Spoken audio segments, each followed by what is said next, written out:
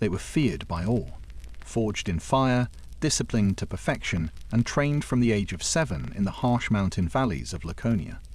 But despite their legendary strength, Sparta, the warrior state, fell, and not to swords or spears, but to the quiet erosion that comes when perfection becomes prison. As you settle in tonight, let me know in the comments where in the world you're listening from. We love seeing how far these ancient stories reach across time. In this episode of Time to Sleep History, we uncover the downfall of Sparta, how a society built on war, silence, and sacrifice became undone from within, how the defeat at Leuctra in 371 BCE shattered more than just an army, a reminder that even the strongest can crumble when they forget how to change. But to understand their fall, we must first witness their forging. Picture the mountain valleys of Laconia at dawn, where 7-year-old boys are led away from their mother's arms, their childhood ending in a single moment.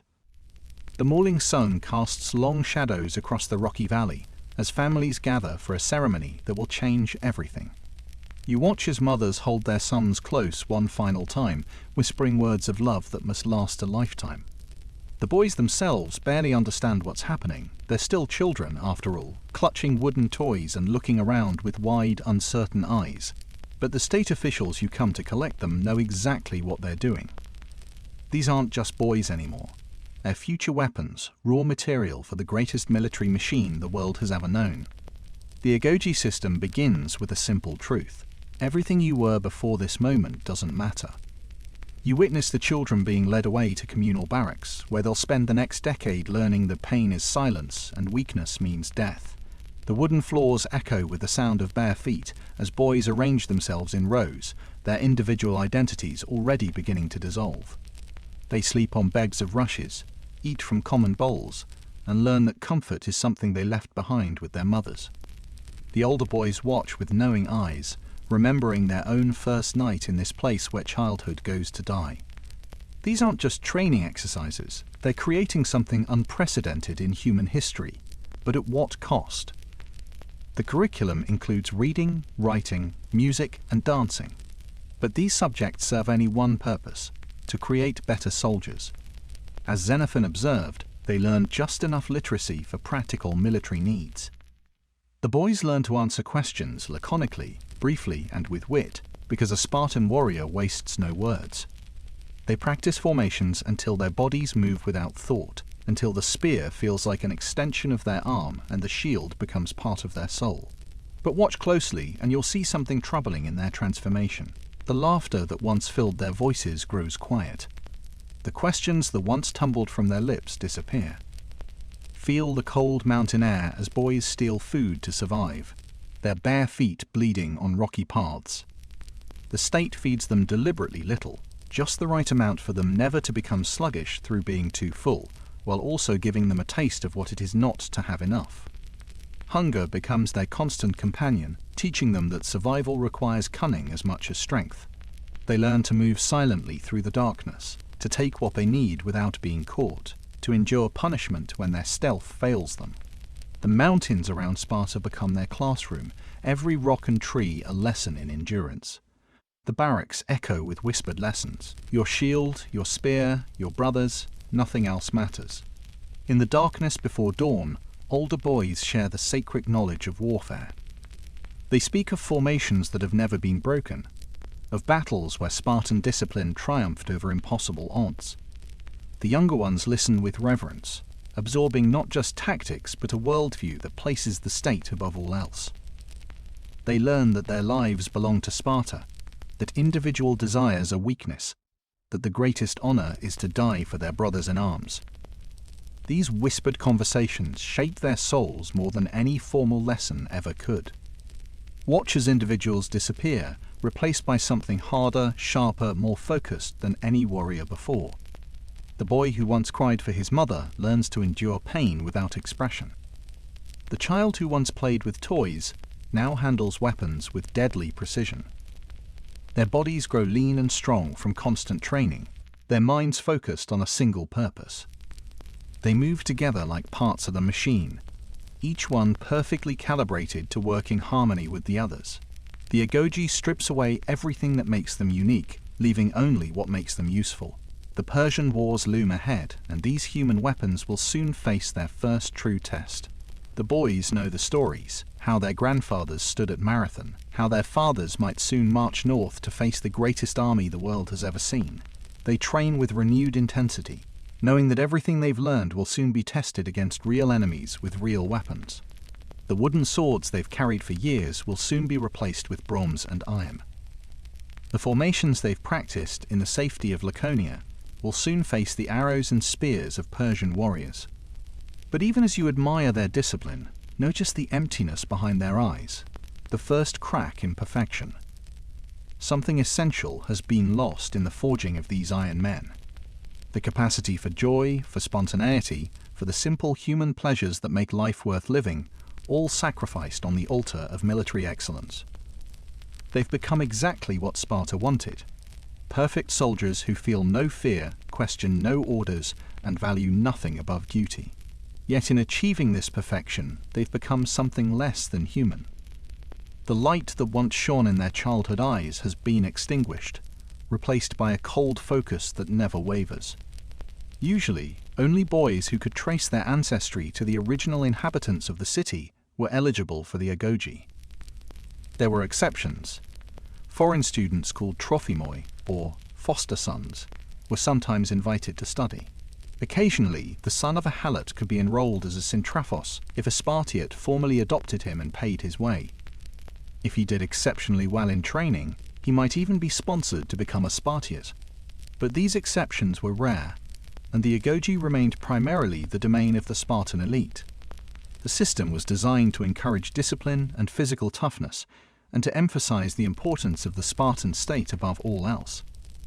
Every aspect of the training reinforced this message, from the communal meals to the shared hardships. The boys learned that their individual lives mattered less than the collective strength of their unit. They were taught to value loyalty, courage, and discipline above all else, and to be prepared to sacrifice their lives for Sparta without hesitation. As you pull your blanket closer, remember that strength without flexibility becomes brittleness. The Agoge succeeded in creating the finest soldiers Greece had ever seen, but it also created a society that would struggle to change when change became necessary. These iron men would win countless battles, but they would also inherit a system too rigid to bend without breaking. Yet their military might rested on something darker than discipline alone, a foundation built on the backs of those who would never know freedom. The helots make up roughly 90% of Sparta's population, their labor sustaining the warrior class that rules over them. Beneath the marble columns and bronze shields, this darker truth whispers through the olive groves of Laconia. The morning mist clings to the valleys where ancient secrets hide, and as you walk these paths, you begin to understand that Spartan glory rests on foundations most would prefer to forget. The same soil that nourishes the olive trees drinks the sweat of countless laborers whose names history has forgotten. Their calloused hands tend the very groves that provide oil for Spartan lamps, yet they will never taste the freedom that light represents. These are not the foreign captives that other Greek cities might purchase in slave markets.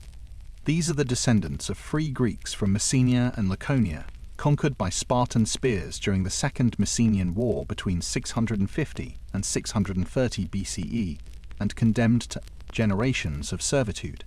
Unlike the populations conquered by other city-states, where men would be killed and women and children sold into slavery, the Spartans chose a different path.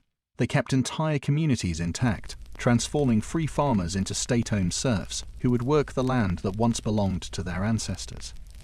The helots retain their families, their customs, even small amounts of personal property, but they have lost the one thing that matters most: their freedom. These state-owned serfs form the foundation upon which all Spartan glory rests, and they vastly outnumber their masters. The helots work not just the fields, but every aspect of Spartan life that doesn't involve warfare. They tend the livestock, craft the tools, build the houses, and maintain the infrastructure that allows Spartan citizens to focus entirely on military training. Women helots serve as wet nurses for Spartan children, their own infants left to the care of others while they nourish the future warriors of their oppressors. The irony is profound. the very people who sustain Spartan strength are the ones who dream most fervently of its destruction.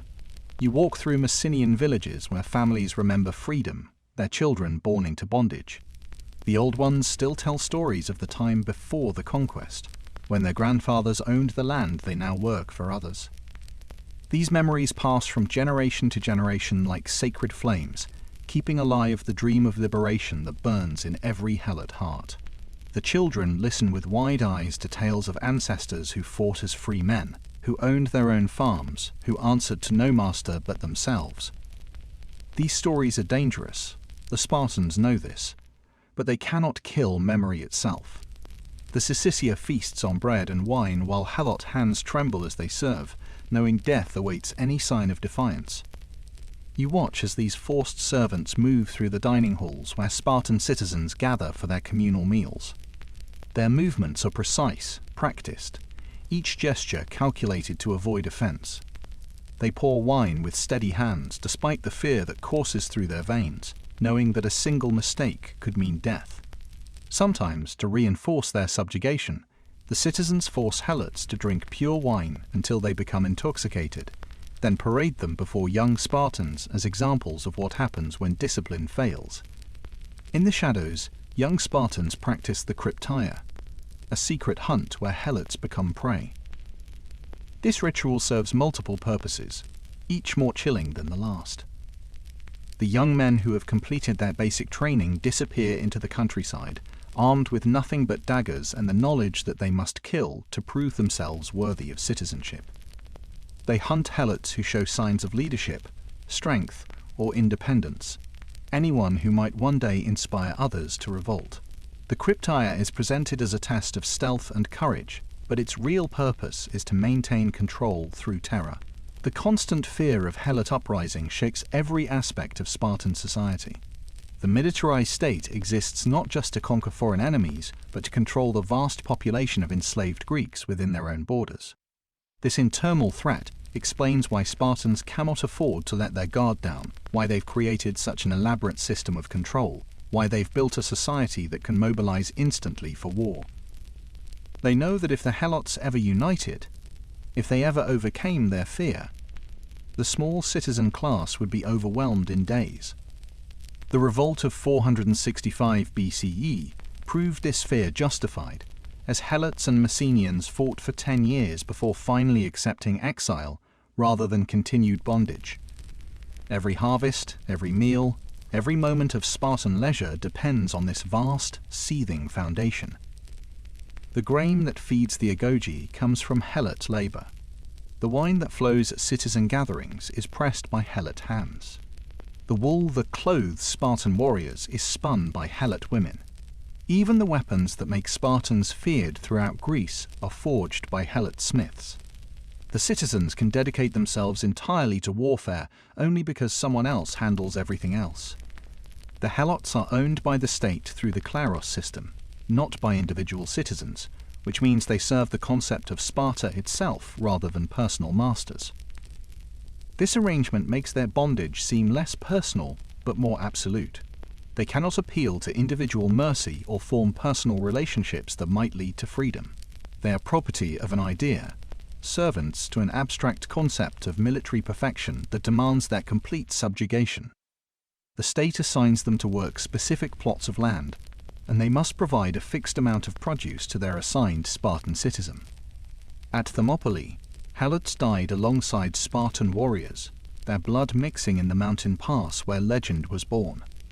Yet history remembers only the citizens who chose to fight, not the servants who had no choice but to serve. This selective memory reveals the fundamental contradiction at Sparta's heart, a society that claims to value honor while building its power on the systematic denial of honor to others. But even as this system of control maintains Spartan power, another threat emerges from within the citizen class itself. The very foundations that support the warrior elite begin to crack under pressures no one anticipated.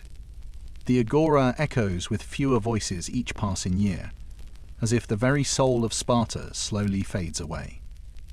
The morning sun filters through the olive branches, casting shadows that seem longer than they used to be, And you notice the empty spaces where citizens once gathered to discuss the affairs of their warrior state. The marble steps that once bore the weight of hundreds of sandaled feet now host only small groups of men, their conversations quieter, more strained. These are the Spartiates, the full citizens who trace their bloodlines back to the original Dorian conquerors, and their numbers shrink with each passing season. To be a Spartiate requires more than just birth. You must be a male over 30 who has completed the Agoge, can trace your ancestry to the original conquerors, and most crucially, can contribute to the syssitia, the military mess groups that bind citizens together. These requirements, designed to ensure only the worthy hold power, create an increasingly narrow gate through which fewer men can pass. The very standards that once guaranteed Spartan excellence now become barriers that exclude potential citizens, leaving the state with a dwindling pool of qualified warriors. Strict inheritance laws mean that with each generation, fewer men can claim the title of Spartiate. The ancient laws require that estates be divided among all living children, including daughters, through partitive inheritance.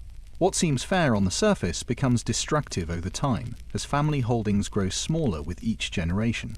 A kleros that once supported a citizen's obligations comfortably might barely sustain the next generation and become wholly inadequate for the one after that. The mathematical reality is inescapable. Divide wealth often enough, and eventually there won't be enough left to meet the financial demands of citizenship. You witness families stripped of citizenship when fathers fall in battle, their sons too poor to contribute to the syssitia. The widow of a fallen warrior stands in her empty courtyard, watching as officials inventory her husband's meager possessions. Her teenage son, trained in the Agoge and ready to serve, discovers that his inheritance cannot cover the required contributions to his military mess. The cruel irony cups deep. His father died defending Sparta, yet the family's financial ruin makes the son unworthy of the citizenship his father died to preserve.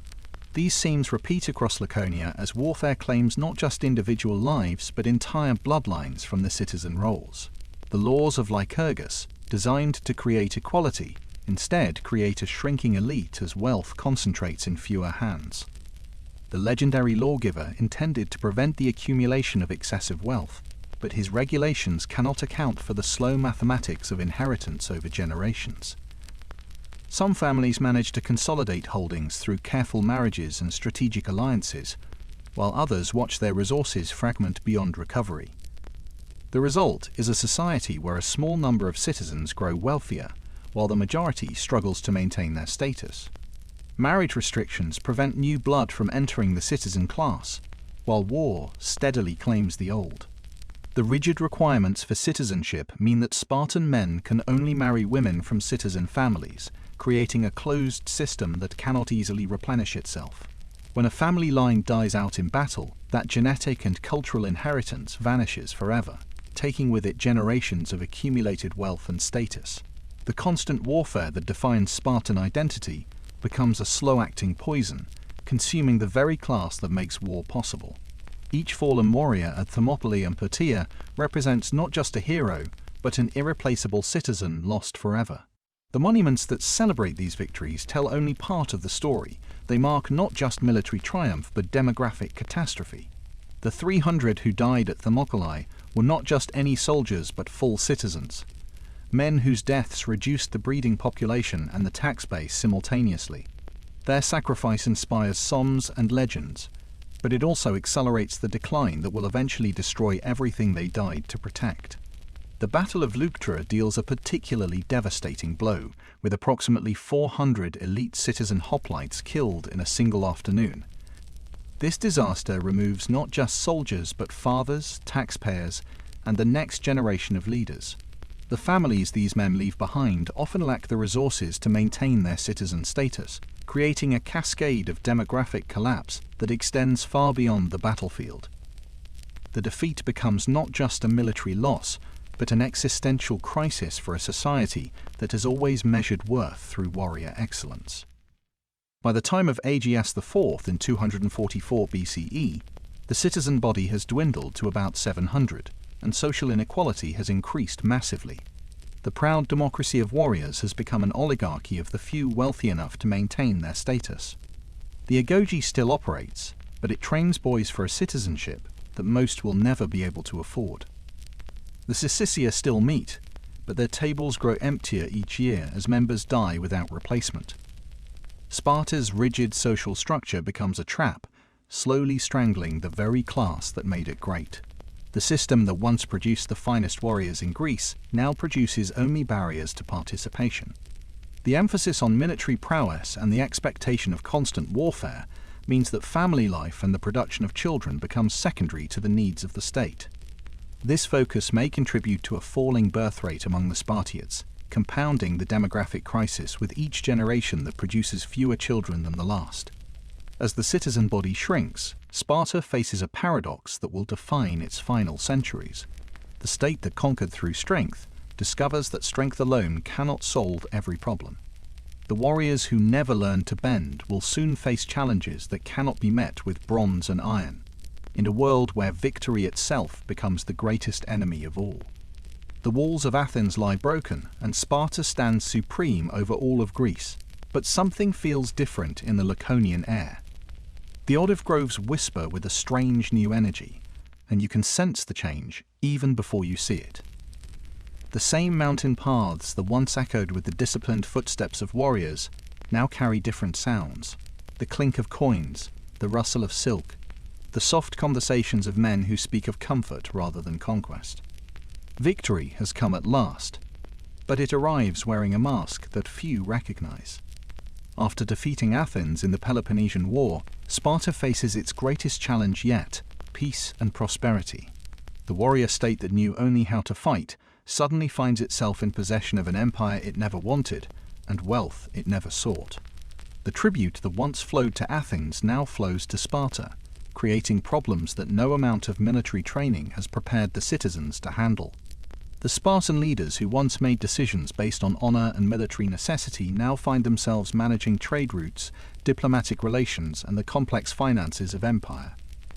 These are skills that the Agoge never taught, responsibilities that the laws of Lycurgus never anticipated. The very victory that proves Spartan superiority begins to corrode the discipline that made victory possible. You watch as the iron routine of Spartan life slowly bends under the weight of new possibilities. The citizens who once shared equally in the sparse meals of the Sicisia now find themselves with different levels of wealth, different opportunities, different temptations.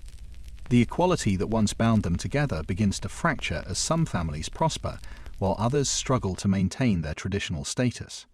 The shared hardship that forged their unity disappears, replaced by the divisions that prosperity always brings. You see Persian gold flowing into Spartan hands, the metal that once armed their enemies now adorning their homes. The irony cuts deep. The same coins that funded Persian armies at Marathon and Thermopylae now fill Spartan treasuries, transforming the simple warrior culture into something unrecognizable. The gold brings with it new possibilities, new desires, new ways of living that challenge everything the Spartans believed about themselves. You witness families discovering that wealth can purchase comforts they never imagined, luxuries that make the austere barracks life seem unnecessarily harsh. The austere barracks give way to comfortable houses as wealth from tribute and conquest changes everything. The wooden benches where citizens once slept on rough blankets are replaced by furnished rooms with soft bedding and private space. The communal existence that once defined Spartan life fragments as families can now afford individual dwellings, separate lives, personal possessions that create distance between neighbors who once shared everything. You can see the transformation in the architecture itself: windows that let in more light, doors that close out the world, walls that create privacy, where once there was only shared space. Young Spartans, raised on stories of Thermopylae, now know only the soft life of imperial luxury. The boys who complete the Agoge emerge into a world where the harsh lessons of their training seem outdated, where the sacrifices of their ancestors feel distant and irrelevant. They hear the tales of the 300 who died at the hot gates, but they cannot connect those stories to their own lives of comfort and ease. The disconnect between their training and their reality creates a generation that understands the forms of Spartan virtue but not its substance. The iron laws of Lycurgus bend and break as citizens discover that power brings privileges their ancestors never imagined. The regulations that once governed every aspect of Spartan life begin to seem quaint, outdated restrictions that prevent citizens from enjoying the fruits of their victory. The prohibition against luxury goods weakens as merchants arrive bearing silks and spices that seem harmless enough.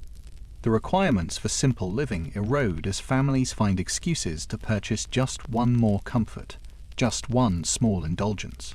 What was once a society of warriors becomes a society of rulers, and the transformation is irreversible. The Spartans, who once prided themselves on being the best fighters in Greece, now find themselves managing an empire that requires administrators, diplomats, and financiers rather than soldiers. The skills that made them supreme in battle prove inadequate for the challenges of governance, yet they cannot return to their former simplicity. The momentum of empire carries them forward into territory they never wanted to explore, transforming their identity in ways they cannot control. The rigid adherence to military focus that once made Sparta strong now becomes a weakness as the state lacks the cultural and economic flexibility needed to manage its new position. The premium placed on stability and order, which served them well in war, now prevents them from adapting to the changing realities of peace. The distrust of change that once protected their traditions now imprisons them in systems that no longer serve their needs. Sparta's greatest victory becomes its greatest weakness, as success breeds the very softness it once despised. The triumph over Athens validates their system while simultaneously destroying it, creating a paradox that no amount of military training can resolve. The wealth that flows from conquest brings with it the luxury that corrupts discipline, the comfort that weakens resolve, the ease that erodes the harsh virtues that made victory possible. Yet even as Sparta basks in the glow of triumph, other eyes watch from distant cities. In gymnasiums across Greece, ambitious generals study the methods that brought down Athens, wondering if those same methods might work against their new Spartan masters. The empire that seems so secure rests on foundations more fragile than anyone dares to imagine. In the gymnasium of Thebes, a brilliant general named Epaminondas studies maps and dreams of the impossible. The late afternoon sun filters through the columns as he traces his finger along the roads that lead to Laconia, calculating distances and considering possibilities that no Greek commander has dared contemplate for generations. His weathered hands move across the papyrus with the precision of a craftsman, marking positions and noting terrain features that might give his smaller army an advantage against the legendary Spartan war machine. The other Theban leaders watch him work, their faces reflecting both hope and skepticism as they witness their general planning what many consider a suicide mission. For centuries, no army has defeated Sparta in pitched battle, that the myth of invincibility rests on increasingly fragile foundations. The reputation built of Thermopylae and countless other victories has become both shield and burden, protecting Sparta from enemies while blinding its leaders to their own vulnerabilities.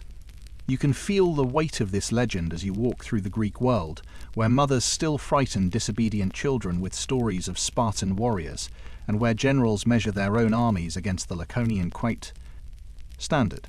Yet beneath the surface of this fearsome reputation, cracks have begun to appear. The Spartan army that marches toward Leuctra is smaller, older, and less disciplined than the force that faced Xerxes. The demographic crisis that has been building for decades now shows its true face on the battlefield, where the ranks that once bristled with young warriors now rely heavily on older men whose strength has begun to wane. The financial pressures that have driven citizens from the rolls have also reduced the number of soldiers who can afford the equipment and training that Spartan warfare demands. You can see the difference in their formation as they approach the battlefield, gaps where there should be solid ranks, hesitation where there should be confident advance, uncertainty where there should be the iron discipline that once made them unstoppable. You stand with the Theban sacred band, 300 lovers prepared to die for each other, facing the heirs of the 300 at Thermopylae. The parallel seems intentional, as if history has arranged this meeting to test which version of sacrifice will prove stronger. These Theban warriors fight not just for their city, but for the men beside them, their bonds forged in training grounds and strengthened in the privacy of shared affection. Their shields bear the marks of countless hours of practice. Their spears gleam with the oil of careful maintenance, and their eyes hold the fierce determination of men who know that death is preferable to watching their beloved comrades carr. 4. The traditional phalanx formation that served Sparta for centuries meets innovative tactics it cannot comprehend. Epaminondas has spent years studying the rigid patterns of Spartan warfare, understanding that their strength comes from their predictability as much as their skill. His deep phalanx on the left wing represents a complete departure from conventional Greek warfare, concentrating overwhelming force at a single point rather than spreading it evenly across the line. The Spartan commanders, trained in the methods that brought victory to their grandfathers, find themselves facing a tactical innovation that their experience cannot counter. Spartan officers who learned their craft in the Agoge and perfected it in decades of campaigning discover that their knowledge has become a liability rather than an asset. They call for the same maneuvers that once scattered Persian armies, but their enemies have studied those victories and prepared counters that turned Spartan strengths into weaknesses. The discipline that once made them flexible now makes them rigid. The training that once gave them advantages now telegraphs their intentions to opponents who have learned to read their movements like a familiar scroll. The very consistency that made them feared now makes them predictable. The bronze shields that once seemed impenetrable shatter under the weight of change and innovation. The hoplon that has protected Spartan warriors for generations proves inadequate against the concentrated assault of the Theban deep phalanx, where overlapping spears and coordinated pressure create forces that cow. Individual armor cannot withstand. You can hear the sound of breaking bronze mixing with the cries of wounded men as the Spartan line begins to buckle under pressure. It was never designed to endure. The shields that once turned aside Persian arrows and Athenian spears now crack and split, their bronze surfaces reflecting the afternoon sun even as they fail to protect the men behind them. In a single afternoon, the legend built over centuries crumbles into dust and blood. The reputation that took generations to establish dies in the space of a few hours, as the Spartan line breaks and their warriors fall like any other soldiers. The myth of invincibility that protected Sparta more surely than any wall or fortress evaporates in the heat of battle, leaving behind only the reality of mortal men whose courage could not overcome their tactical bars. Disadvantages. The afternoon sun that began the day shining on the shields of invincible warriors now sets on a field where Spartan blood mingles with the earth. At Leuctra, Sparta suffers its first major defeat, and with it, the myth of Spartan invincibility dies forever. The victory that Epaminondas achieves represents more than a tactical triumph. It marks the end of an era when Spartan military supremacy seemed as natural and permanent as the rising sun. The defeat exposes the vulnerabilities that have been building for decades, revealing a system that valued tradition over adaptation, consistency over innovation, and reputation over reality. The Spartan survivors who retreat from the battlefield carry with them not just the news of defeat, but the knowledge that their world has changed forever. The psychological impact spreads faster than any messenger, racing across Greece like wildfire.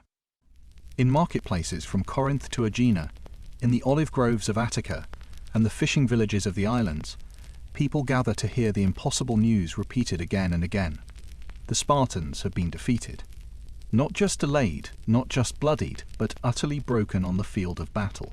The whispers that begin in the morning grow to excited conversations by midday, and by evening, entire communities are discussing what this means for their own futures.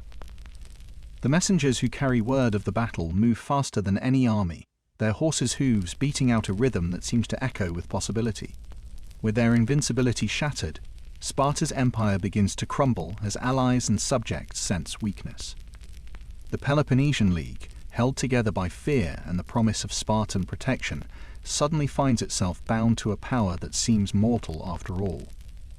You can feel the shift in the air as ambassadors recall their conversations with Spartan officials, remembering the arrogance that once seemed justified, but now appears foolish.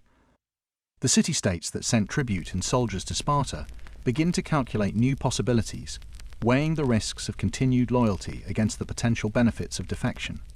The empire that took centuries to build through careful diplomacy and military intimidation starts to unravel in weeks, as each ally who breaks away makes it easier for others to follow.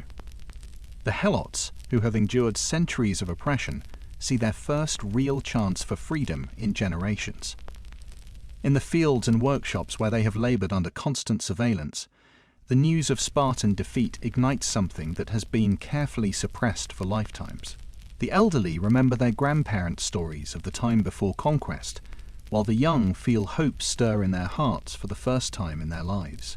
The fear that has kept them silent and obedient begins to crack like ice in spring, revealing the rage and determination that have been hidden beneath. The Cryptaia, the secret police force that has kept Helot communities terrorized, suddenly seems less invincible when the warriors they serve can be defeated by ordinary men with superior tactics. You witness Messenian villages awakening from their long nightmare as news of Spartan defeat kindles ancient dreams. The olive groves where Helot families have worked for generations buzz with careful conversations as people dare to speak of possibilities they'd have never allowed themselves to consider. Children who've been taught to bow their heads in the presence of Spartan citizens now lift their eyes and ask questions about the world beyond their masters' estates. The old women who have kept the stories alive through whispered lullabies and quiet songs begin to sing more openly, their voices carrying memories of freedom that have been preserved through centuries of bondage. Allied cities that once sent tribute now send defiance, their ambassadors no longer trembling before Spartan authority. The diplomatic missions that once approached Sparta with carefully prepared speeches and expensive gifts now carry messages of independence and self-determination. The representatives who once feared to meet Spartan eyes now speak with confidence, their voices steady as they announce their city's intentions to pursue their own interests. The tribute that once flowed south to Laconia now stays home, funding new fortifications and military preparations as former allies prepare for the possibility of Spartan retaliation. The Theban army marches into Laconia itself, the first foreign force to set foot in Spartan territory in living memory. The mountain passes that have protected Sparta for centuries now echo with the footsteps of enemies, while the valleys that have known only the sounds of Spartan training now ring with foreign voices. The olive groves where Helot families have worked in silent servitude become staging areas for an army of liberation, their ancient trees providing shelter for soldiers who carry the dreams of the oppressed. The very soil that has been watered with Helot sweat now trembles beneath the feet of those who have come to end their bondage. Helot revolts flare across the countryside as the oppressed realize their oppressors can bleed and die like anyone else.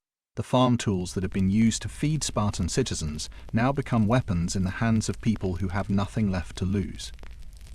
The barns and storage houses that have held the harvest for Spartan tables now become arsenals and meeting places for those who have decided that death in battle is preferable to life in chains. The networks of communication that have carried gossip and family news now spread information about coordinated resistance efforts, as communities that have been isolated from each other for generations begin to work together toward common goals. The economic foundation that has supported the Agoge, the Syssitia, and the entire apparatus of Spartan military culture suddenly crumbles as allied cities redirect their resources to their own defense. The silver that once paid for Spartan weapons now buys shields and spears for former subjects, while the grain that once fed Spartan citizens now nourishes the armies that march against them. The careful balance that has allowed a small citizen class to dominate vast territories collapses as the financial resources that made such dominance possible disappear. Fear was the foundation of Spartan power, and once that fear vanished, the empire collapsed like a house of cards. The reputation that had been more valuable than any fortress or army proves to be as fragile as morning mist when confronted with the reality of defeat. The psychological dominance that had kept enemies at bay and subjects in line evaporates in the face of evidence that Spartan warriors can be outfought and killed by ordinary men with better tactics. The myth of invincibility that had been carefully cultivated over centuries dies in a single afternoon, taking with it the invisible bonds that had held the empire together. Yet even as the Spartan Empire dissolves, one man among the Theban victors contemplates a deed that will strike deeper than any military defeat. In the mountains of Messenia, ancient stones wait to witness the resurrection of a kingdom that Sparta thought it had buried forever. Epaminondas stands before thousands of former slaves at the ruins of ancient Itho, holding the key to their freedom. The morning mist clings to the sacred mountain where Messenian kings once ruled, and you can feel the weight of history in the air as the Theban general raises his voice to address the crowd that has gathered in the shadow of ancient walls. These are not just refugees from a distant battle, but the descendants of a proud people who have endured centuries of bondage, their faces reflecting both hope and disbelief as they listen to words they never dared. Imagine hearing. The general's voice carries across the valley, each syllable echoing off the stones that remember when this land knew freedom, when these hills rang with the laughter of children who called no one master. The Theban general doesn't just defeat Sparta, he resurrects the kingdom of Messenia, returning freedom to the Helots after centuries of bondage. This moment transcends military victory, becoming an act of historical justice that reverses the conquest that began 3 centuries earlier. Epaminondas understands that defeating Sparta on the battlefield means nothing if the foundations of their power remain intact, and those foundations rest on the backs of the enslaved Messenians who work Spartan fields and serve in Spartan homes. The liberation he announces is not just political but deeply personal, touching the lives of families who have known only servitude for generations. The decree he proclaims carries the weight of divine justice, as if the gods themselves have finally answered the prayers of the oppressed. This isn't just a military victory, it's the liberation of half of Sparta's enslaved population and the foundation of its economy. The Helots who gather around Epaminondas represent more than individual lives. They are the living embodiment of Spartan vulnerability, the human infrastructure that makes the warrior state possible. Their freedom strikes at the heart of everything Sparta represents, challenging not just their military might, but the entire social system that has produced their famous warriors. The economic implications are staggering, as these liberated workers represent the hands that have harvested Spartan grain, the backs that have built Spartan walls, the minds that have crafted Spartan tools. Their departure will leave holes in the fabric of Spartan society that no amount of military prowess can fill. You watch as families separated by generations of slavery find each other again, their tears mixing with the soil of their ancestral home. The reunions that unfold before your eyes tell stories of endurance that no epic poem could capture. As elderly parents discover children they thought lost forever, as siblings find each other across decades of separation, as grandparents meet grandchildren they never expected to see. The embraces that follow Epaminondas's proclamation carry the weight of accumulated grief and joy, the release of emotions that have been carefully hidden for lifetimes. These are the moments that transform political decisions into human experiences, where the abstract concept of freedom becomes tangible in the form of tears and laughter, of hands that tremble as they touch familiar feca, faces aged by years of separation. The new city of Messene rises from the ground, its walls a permanent reminder that Spartan dominance is over. The construction that begins in the wake of liberation becomes a symbol of hope that can be seen from the valleys of Laconia, its stones proclaiming that the age of Spartan supremacy has ended. The workers who lay the foundation stones are men and women who have spent their lives building structures for others, and now they pour their skills into creating something that belongs to them. The walls that rise from the earth are more than fortifications, they are declarations of independence, promises that the freedom so recently won will be defended with the same determination that once served Spartan Sao, masters. Spartan farms fall silent as their workers march away to freedom, leaving the warrior class to face an impossible choice. The fields that have fed the Agoge for centuries now stand empty, their furrows untended as the hands that have worked them for generations carry their owners toward the mountains of their ancestors.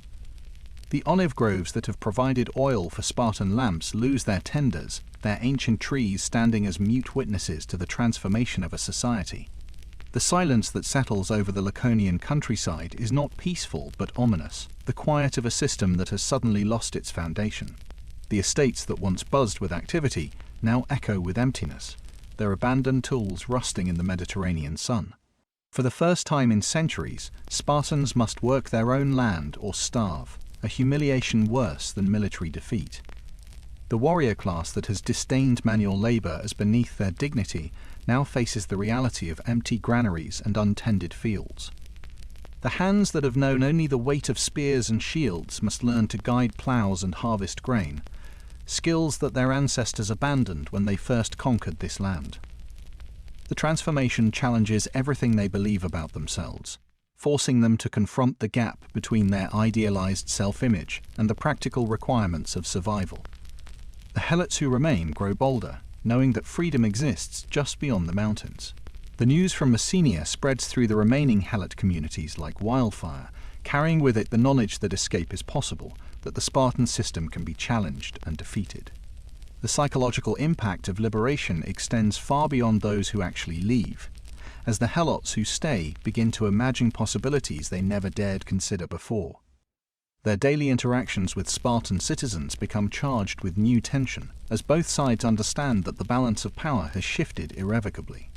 The liberation of Messenia destroys Sparta's economic foundation, proving that an empire built on slavery cannot survive the loss of its slaves.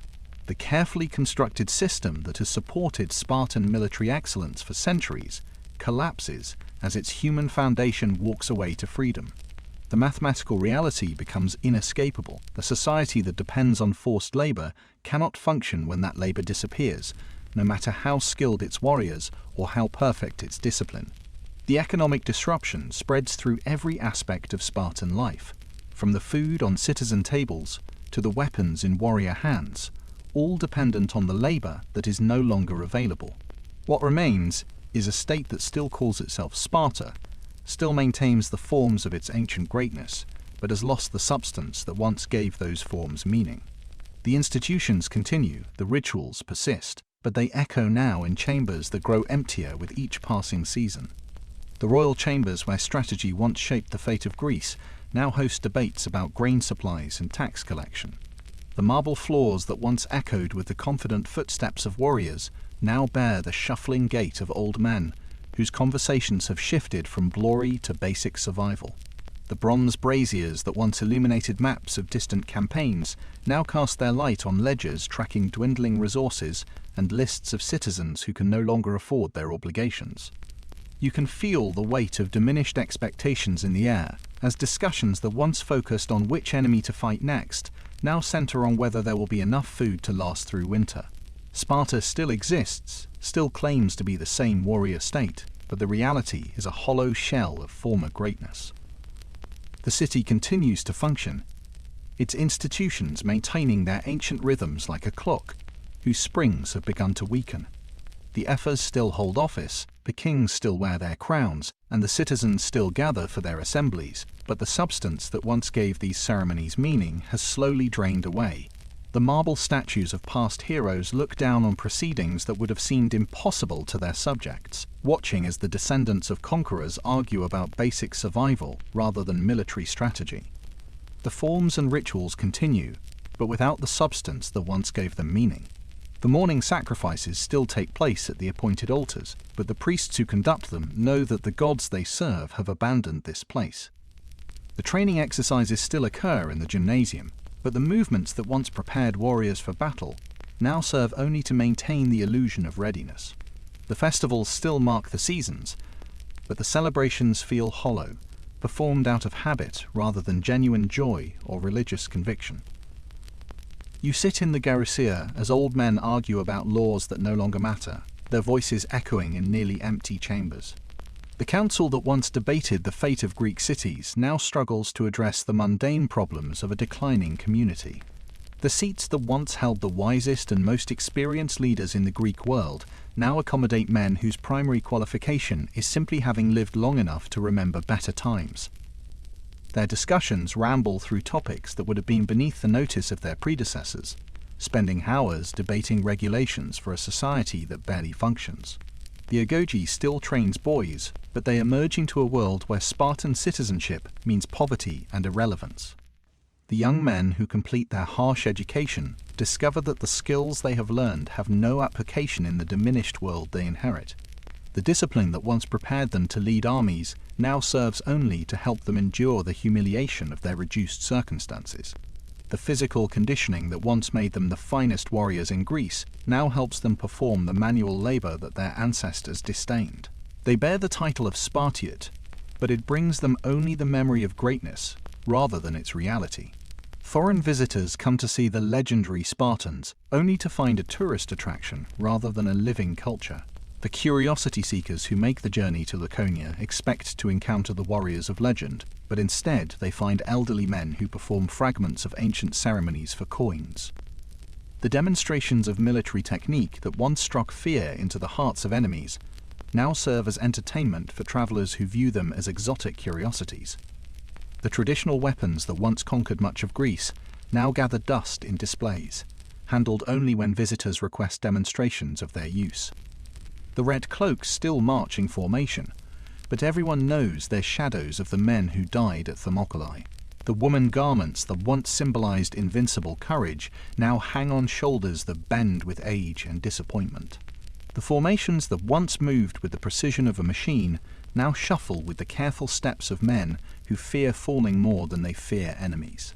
The bronze shields that once turned aside Persian arrows now bear the dents and scratches of long storage, their polished surfaces reflecting faces marked by defeat rather than victory. Kings still rule, but their kingdom has shrunk to a few valleys and the memories of better days.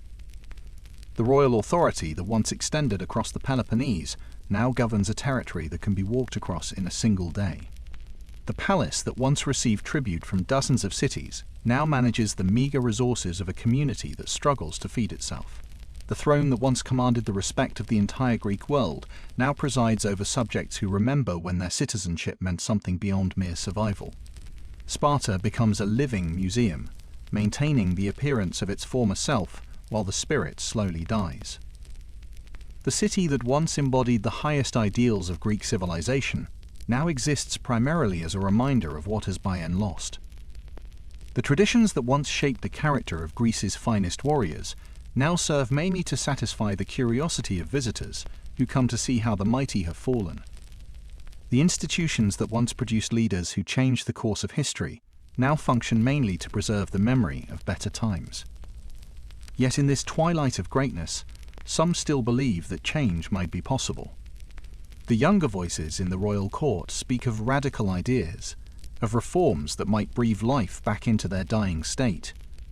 They understand that survival requires transformation, that the old ways have led only to decline. But their words fall on ears that have heard such promises before, and their dreams must contend with the weight of centuries of tradition that resist all change. King Aegeus IV stands in the empty treasury, counting coins that cannot buy back the citizens his kingdom has lost. The morning light filters through the crumbling columns of what was once the most feared palace in Greece, and you can feel the weight of history pressing down on the young king's shoulders as he surveys the remnants of Spartan power. His footsteps echo in halls that once rang with the voices of warriors planning conquests, but now hold only the whispers of servants discussing how to stretch the grain supply through winter. The marble floors that once bore the weight of tribute from conquered cities now reflect the face of a man who has inherited not an empire, but a collection of problems that seem to grow larger with each passing day. In Sparta's dying days, a few visionaries attempt radical reforms to save their civilization, but their fighting time itself. The demographic crisis that has been building for generations has reached a breaking point, with the citizen body shrinking to numbers that can barely sustain the basic functions of the state. The economic inequality that has divided the remaining citizens into a tiny wealthy elite and the much larger group of impoverished Spartiates threatens to tear apart what remains of their society. The military weakness that has made Sparta vulnerable to enemies who once feared to approach their borders now hangs over every decision like a storm cloud that refuses to break. These last kings understand what went wrong, but their solutions require destroying the very traditions they're trying to save. Aegeus IV recognizes that the rigid social structure that once made Sparta strong has become the prison that now holds it back. The laws that preserved citizen purity have also prevented the expansion of citizenship to include the fresh blood that might revitalize their ranks. The economic regulations that once prevented the accumulation of excessive wealth have failed to prevent the concentration of resources in the hands of a few families. To save Sparta, these kings must be willing to sacrifice everything that made Sparta what it was. You witness desperate attempts to expand citizenship, redistribute land, and rebuild the citizen body from scratch. The reforms that Agoge IV proposes would cancel the debts that have driven so many families from the citizen roles, while redistributing land to create new opportunities for those who can no longer press. Afford the traditional requirements of citizenship. The expansion of citizenship that he advocates would bring perioikoi and even former helots into the ranks of full citizens, providing the numbers that Sparta desperately needs to function as a viable state. These changes represent nothing less than the complete reinvention of Spartan society, from its foundations to its highest institutions. The old families resist every change, preferring to rule over ruins rather than share power with newcomers. The wealthy elite who control the remaining land and resources understand that reform threatens their privileged position, and they mobilize every resource at their disposal to prevent changes that would dilute their power. The traditional families who trace their ancestry back to the original Dorian conquerors cannot accept the idea that their descendants might share citizenship with people they have always considered inferior. They would rather preside over the slow death of their civilization than allow it to transform into something that might survive, but would no longer be recognizably Spartan. Revolutionary ideas clash with ancient customs as Sparta tears itself apart in a final civil war. The conflict that erupts between the reformers and the conservatives reveals the fundamental contradictions that have been building within Spartan society for generations. The violence that accompanies these political struggles shows how deeply the divisions have penetrated, turning citizens against each other in ways that would have been unthinkable in earlier eras. The blood that flows in Spartan streets belongs to men who share the same training, the same values, and the same heritage, yet who have become enemies because they cannot agree on what those shared traditions should mean for their future. Each reform comes too late. Each innovation faces the immovable weight of centuries of tradition. The debt cancellation that Agoge IV proposes might have saved Sparta decades earlier, but by his time the economic problems have become so severe that even radical solutions cannot address them adequately. The citizenship expansion that he advocates encounters resistance so fierce that it cannot be implemented without destroying the very consensus that makes governance possible. The reforms that might have preserved Spartan power arrive at a moment when the momentum of decline has become too strong to reverse through any political means. The last true Spartan kings die fighting not foreign enemies, but the ossified system they inherited. Agoge IV meets his end in 241 BCE at the hands of the very citizens he tried to save, executed by men who prefer the familiar comfort of decline to the uncertain risks of reform. His successor Cleomenes III continues the reform effort with even more radical changes, briefly restoring Spartan power through land redistribution and military modernization, but he too falls at the Battle of Silesia in 222 BCE, defeated not just by foreign armies but by the internal divisions that have made effective resistance impossible. Sparta's final rulers recognize the need for change but discover that some societies become too rigid to bend without breaking. The system that once produced the most adaptable warriors in Greece has become semi-flexible, but it cannot accommodate the changes necessary for survival. The traditions that once provided strength and stability have become chains that prevent the movement necessary to escape destruction. The very characteristics that made Sparta great have become the forces that make reformation impossible. As the last king's crown falls to the marble floor, the sound echoes through empty halls where new footsteps will soon arrive from the north, carrying with them the promise of a different kind of order. Roman legions march down the ancient roads of Laconia, their eagles casting shadows over the land where Leonidas once stood. The bronze standards catch the morning light as they move through valleys that have known only Spartan footsteps for centuries, their measured pace marking time to a rhythm that speaks of empire rather than city-state. You can hear the difference in their approach, not the irregular cadence of Greek warriors moving to battle, but the mechanical precision of soldiers who serve a machine larger than any single community. The dust they raise settles on olive groves that remember Persian arrows and Theban spears, but this new army brings something different. something that promises not conquest, but absorption. The final chapter of Spartan independence arrives not with Greek spears, but with Roman efficiency and overwhelming force. The legions that approach Sparta in the 2nd century BCE represent more than military might. They embody a new way of organizing human society that makes the old Greek model of independent state seem quaint and outdated. These soldiers wear uniforms that speak of standardization across vast distances, carry equipment manufactured in workshops that supply armies from Britain to Egypt, and follow orders that originate from Accra, capital that most of them have never seen. The efficiency they bring is not just military but administrative, promising to replace the chaos of constant warfare with the peace of universal submission. The last Spartans face a choice between absorption into a greater empire or extinction as a free people. The leaders who gather in the marble halls where their ancestors once planned the conquest of Greece now debate options that would have seemed impossible to earlier generations. The mathematics of resistance seem hopeless when they consider the resources that Rome can bring to bear against them, not just the immediate legions that camp outside their walls, but the vast network of allies, subjects, and resources that stretches from the Atlantic to the Euphrates. Yet the alternative to resistance means accepting the end of everything that has defined Spartan identity for centuries. You stand with the final generation of Spartan warriors, knowing that their sacrifice will be forgotten by history. These men who have inherited the red cloaks and bronze shields of their ancestors understand that their struggle occurs in a world that has already moved beyond the values they represent.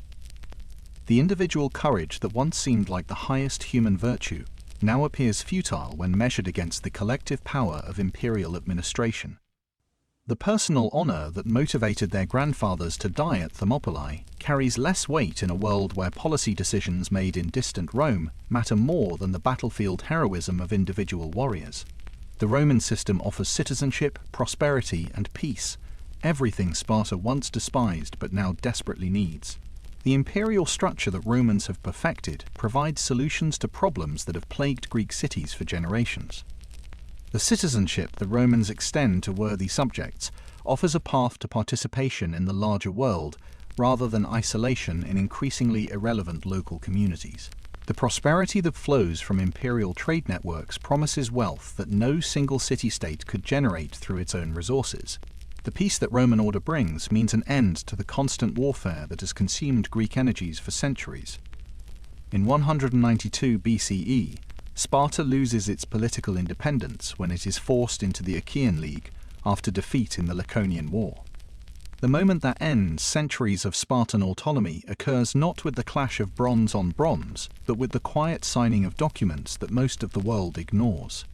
The sovereignty that once seemed as permanent as the mountains themselves dissolves into administrative paperwork, filed away in archives among thousands of similar documents that record the absorption of local rulers into larger political systems. The silence that surrounds this final surrender reflects how completely the world has moved beyond the age when Spartan independence mattered to anyone beyond the borders of Laconia. Ancient temples become Roman shrines, the old gods replaced by new ones, the old ways forgotten by new generations. The transformation that accompanies Roman rule extends beyond politics into the deepest levels of cultural identity. The altars where Spartan warriors once sacrificed before battle now serve rituals that honor Jupiter and Mars alongside the traditional Greek deities. The children who grow up under Roman rule learn Latin alongside Greek, study Roman history as well as their own, and begin to think of themselves as participants in a larger civilization rather than defenders of a single point city. Following the Achaean War in 146 BCE, Sparta becomes a free city under Roman rule, retaining some self-governance while losing true independence. This status allows Sparta to preserve certain traditional institutions and customs, making it a point of interest for the Roman elite who are fascinated by its exotic practices. The city's unique history draws visitors eager to witness the diamastagosis, the ritual whipping of Spartan youths, and other remnants of their ancient culture. Sparta transforms from a military power into a tourist attraction, its warriors replaced by performers who demonstrate ancient techniques for curious spectators. The red cloaks are folded away forever, replaced by Roman togas and the promise of a different kind of strength. The woolen garments that once struck fear into the hearts of enemies now become museum pieces, preserved as curiosities rather than worn as symbols of living power. The citizens who once defined themselves through their military service now learn new ways of participating in public life, trading the warrior's spear for the lawyer's stylus and the merchant's scales. Even when Sparta contributes a 500-man cohort to the Roman army in 214 CE, these soldiers serve not Spartan interests but imperial ones, their ancient phalanx formation, now just one unit among many in Rome's vast military machine. Sparta's story ends not with the glory of Thermopylae, but with the quiet surrender of a people who forgot how to adapt. The civilization that once seemed capable of lasting forever disappears not through catastrophic defeat, but through gradual irrelevance, absorbed into a larger system that has no need for the particular virtues that once made Sparta great. The warriors who build their identity on never retreating discover that sometimes survival requires the very flexibility they spent centuries rejecting. Tonight, as you settle into the comfort of your bed, let Sparta's story remind you that even the mightiest can fall when they refuse to change. The warriors who once seemed invincible discovered that their greatest enemy was not Persian arrows or Theban spears, but their own inability to grow and adapt. Their rigid discipline, which once made them great, became the chains that bound them to obsolescence. The lesson echoes across centuries. True strength lies not in unwavering adherence to tradition, but in the wisdom to bend without breaking. As sleep takes you, remember that survival often requires the very flexibility that pride refuses to embrace. Let their story cradle you with this gentle truth, that even in our own lives, the courage to change may be the greatest victory of all.